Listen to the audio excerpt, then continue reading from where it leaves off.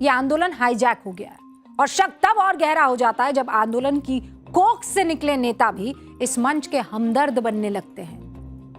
मैं अरविंद केजरीवाल जी की बात कर रही हूं, वही अरविंद केजरीवाल जी जो अन्ना आंदोलन की देन है। याद कीजिए, तब देश स्वतः स्फूर्त होकर सड़कों पर आ गया था। आप में से भी कई लोग गए होंगे आंदोलन में, कई लोग आप में से गए होंगे। लोग अपनी मर्जी से भ्रष्टाचार के खिलाफ लड़ रहे थे। उस वक्त तो अरविंद केजरीवाल ईमानदारी की, पारदर्शिता की, नई राजनीति की क्रांतिकारी बातें करते हैं। लेकिन आज की हकीकत क्या है आप भी जानते हैं।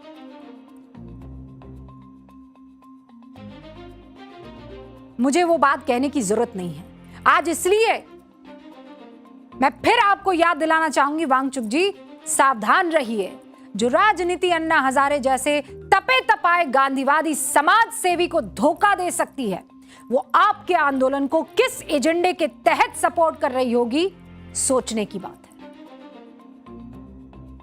धर्मेंद्र प्रधान को तो इस्तीफा देना चाहिए, लेकिन सोनम वांगचुक को देश का एजुकेशन मिनिस्टर बनाना चाहिए। केजरीवाल पहले किसी और का नाम लेकर कहते थे कि वो दुनिया के बेस्ट शिक्षा मंत्री हैं। आज उन्होंने कह दिया कि सोनम वांगचुक देश के शिक्षा मंत्री बनने चाहिए। इस पूरे खेल में हमारा विपक्ष कितना लाचार नजर आ रहा है। क्या विपक्ष के पास आज कोई बड़ा मुद्दा नहीं बचा? क्या उसे अपनी राजनीति चमकाने के लिए एक ऐसे कंधे की जरूरत पड़ गई जिसके पैरों तले जमीन ही नहीं है? कॉकरोच जनता पार्टी। जंतर मंतर के मंच पर समाजवादी पार्टी की डिंपल यादव भी पहुंची, और लेकिन जिस तरीके से डिंपल जी को इंट्रोड्यूस करवाया गया, आप सुन लीजिए। युवा सांसद समाजवादी पार्टी से डिंपल कपाड़िया जी हमारे युवा सांसद समाजवादी पार्टी से डिंपल कपाड़िया जी हमारे। और इनको देश चलाना है, इनको एजुकेशन मिनिस्ट्री चलानी है। जिस मंच पर सोनम वांगचुक अनशन कर रहे हैं, वहां उन्हें घेर कर खड़े लोगों को डिंपल यादव और डिंपल कपाड़िया में फर्क ही नहीं मालूम। हम इसलिए कह रहे हैं कि इस आंदोलन ने लोगों को पूरी तरह से कंफ्यूज कर दिया है, क्योंकि यह आंदोलन वास्तविक चिंताओं से भटककर राजनीतिक द्वेष का अखाड़ा बन चुका है। यही वजह है कि जिस आंदोलन के पीछे 2 करोड़ से ज्यादा फॉलोअर्स का डिजिटल सपोर्ट दिखता है, जमीन पर औसतन 2000 लोग भी नजर नहीं आते। हाँ, ये तादाद तब जरूर बढ़ जाती है जब किसी पार्टी का नेता वहां जाता है, साथ में समर्थक भी पहुंच जाते हैं। जाहिर है, पब्लिक है, वो सब जानती है कि कब कोई आंदोलन देश हित में हो रहा है, कब उसे देश के खिलाफ टूल किट की तरह इस्तेमाल किया जा रहा है। और आपने तो एक शब्द सुना होगा, आंदोलन जीवी। जानते हैं आंदोलन जीवी का मतलब क्या होता है? ये लोग आंदोलन के लिए नहीं, आंदोलन के नाम पर जीते हैं। वो कहते हैं ना, कुछ लोग जीने के लिए खाते हैं, लेकिन कुछ लोग हैं जो खाने के लिए ही जीते हैं। ये वो वाली कैटेगरी है, दूसरी वाली। हम ऐसे ही लोगों की बात कर रहे हैं। जितनी जल्दी ऐसे लोगों से सोनम वांगचुक को दूरी बनानी चाहिए, उतनी जल्दी हो नहीं रहा है। नीट में 23 लाख बच्चे शामिल हैं। हम चाहते हैं सबका भविष्य बेहतर हो, किसी के साथ अन्याय ना हो, लेकिन इस मुद्दे को औजार बनाया जाए, देश ये नहीं चाहेगा। सोनम वांगचुक से आज हम ये कहना चाहेंगे कि जब तक आपके मंच से देश विरोधी ताकतें जहरीली हुंकार भरती रहेगी, तब तक देश की जनता आपके साथ खड़ी नहीं होगी सर। ये जो वो बॉलीवुड के एक्टर और ये यूट्यूब स्टार्स और ये सोशल मीडिया सेलिब्रिटीज ये स्टोरी और पोस्ट डाल देंगे, ये बड़ा आसान होता है। कितना आसान होता है पता है ना आपको? ये मैं एंकरिंग करते करते एक पोस्ट डाल देती हूँ इसमें, सोनम जी आई सपोर्ट यू, डाला और फिर खड़ी हो जाऊंगी, अपना काम करने लग जाऊंगी, डाल दिया। आप समझ रहे हैं? आप तो जानते ही होंगे इसका मतलब। और इसीलिए तो वो 2 करोड़ के आसपास जो है टिक, एक बटन ही तो दबाना है। अंदर से वो जो भाव आना चाहिए, वो भाव ये तमाम लोग जो आपके साथ मंच पर जुड़े हैं उस भाव को नष्ट कर दे रहे हैं। देश को आपकी जरूरत है सोनम जी, लेकिन सही रास्ते पर, गलत कैंप से बाहर निकलिए, इससे पहले कि बहुत देर हो जाए। इतिहास आपको एक नायक के तौर पर देखना चाहता है और आप नायक हैं भी।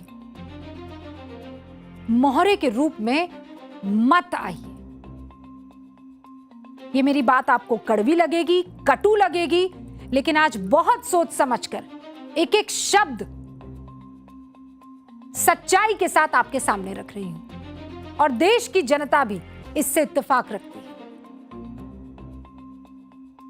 हम नतमस्तक हैं उन तमाम नायकों के जिन्होंने देश के लिए बहुत काम किया है।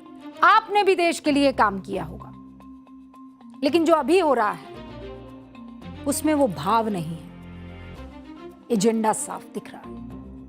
अब आगे बढ़ते हैं। पाठशाला में सोशल साइंस की क्लास लगाते हैं। 2006 में यूपी में रामपुर जिला एक यूनिवर्सिटी अस्तित्व में आती है। समाजवादी पार्टी के नेता आजम खान इस यूनिवर्सिटी को बनवाते हैं। कहा गया कि आजम खान का ड्रीम प्रोजेक्ट है। यूनिवर्सिटी की आधारशिला रखते वक्त मुलायम सिंह अपने 52 मंत्रियों के लाव लश्कर के साथ यहां पर पहुंचे थे। नाम था यूनिवर्सिटी का मोहम्मद अली जौहर यूनिवर्सिटी। आज इसी जौहर यूनिवर्सिटी पर ध्वस्तीकरण की तलवार लटक रही है। अब जौहर यूनिवर्सिटी के दिन ऐसा लग रहा है पूरे हो गए। रामपुर विकास प्राधिकरण यानी आरडीए ने यूनिवर्सिटी को नोटिस भेजा है कि 15 दिनों के अंदर कैंपस के 40 में से 38 भवनों को अगर खुद नहीं गिराया गया तो प्रशासन इस पर बुलडोजर चला देगा। यानी पूरी की पूरी यूनिवर्सिटी बिना सरकारी मंजूरी के, बिना किसी सेफ्टी नॉर्म्स के खड़ी कर दी गई। 250 एकड़ में पूरी यूनिवर्सिटी फैली हुई है। यूनिवर्सिटी के 38 ब्लॉक्स में बगैर नक्शा पास कराए निर्माण कराया गया, जबकि सिर्फ और 2 भवनों को जिला पंचायत से अनुमति लेकर बनाया गया। यानी पूरी की पूरी यूनिवर्सिटी अवैध तरह से बनी हुई है। लेकिन इकोसिस्टम जागा गया। नाम के आगे जौहर लगा है, मालिक का नाम खान है, तो इसमें भी राजनीति बीन बीन कर निकाली जा रही है।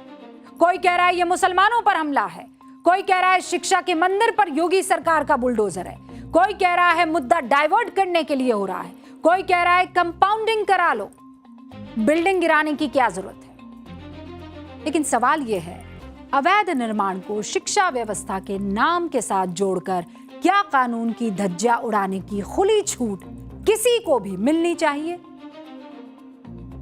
कोई ये नहीं कह रहा कि जो नियम रामपुर के एक आम नागरिक के छोटे से घर या दुकान पर लागू होते हैं, वही नियम 250 एकड़ में फैले आजम खान के आलीशान साम्राज्य पर क्यों लागू नहीं होने चाहिए? एक बयान सुनिए, फिर आगे की बात करूंगी।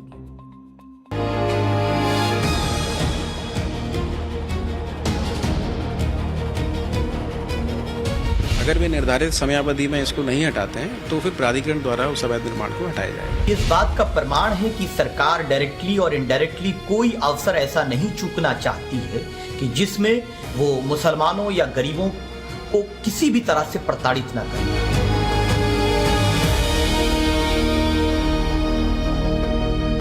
ये भगवान राम के चढ़ावे चोरी में फंस गई है। इन सब मुद्दों को डाइवर्ट करने के लिए ये कभी जौहर विश्वविद्यालय की बिल्डिंग गिराएंगे।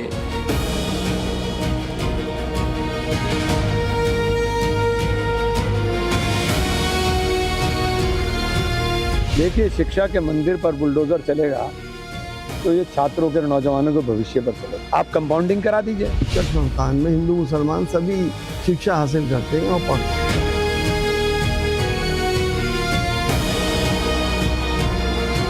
हमारी सरकार की प्रतिबद्धता लाइन ऑर्डर मेंटेन करने को लेकर है और हर स्थिति में कानून व्यवस्था मेंटेन रहे, कहीं कोई अवैध काम न हो, इसको सुनिश्चित करें।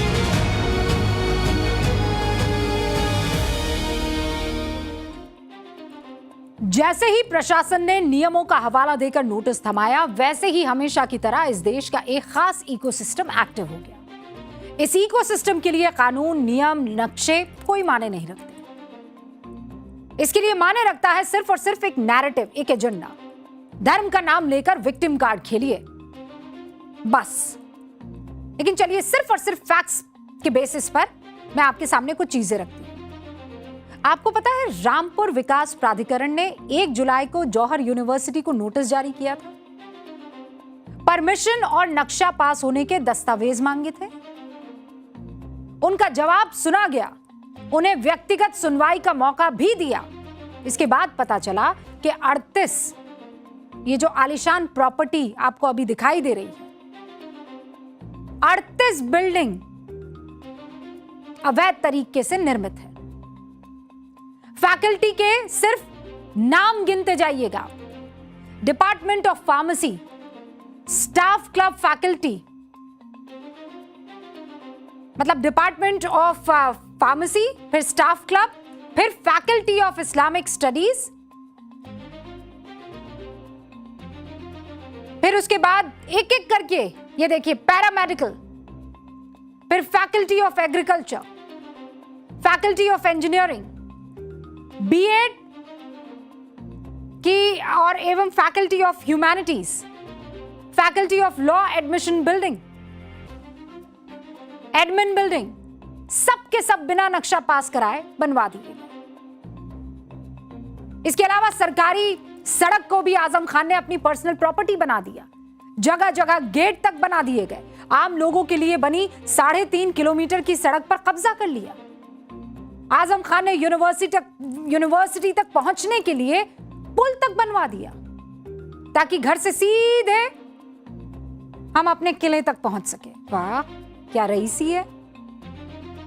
अब जाकर पीडब्ल्यूडी ने विश्वविद्यालय के मेन गेट के बाहर आम रास्ता होने का एक बोर्ड लगा दिया है। ये किसी और की प्रॉपर्टी नहीं है, ये आप जन की प्रॉपर्टी है, आम आदमी की प्रॉपर्टी है। 3-4 तरह के घिसे पिटे कीवर्ड सामने आने लगे। एक तो धर्म वाला नैरेटिव, यहां क्यों चला दिया, वहां क्यों नहीं चलाया, शिक्षा का मंदिर कहकर गिल्ट ट्रिप में डालने की कोशिश पूरी चालू है।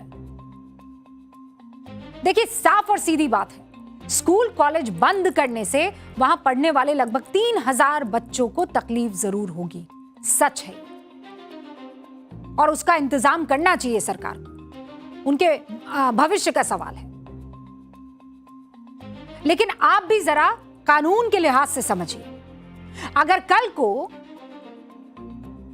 आप में से किसी के दिमाग में आए कि बगैर नक्शा पास किए अपन तो बिल्डिंग बना देते हैं,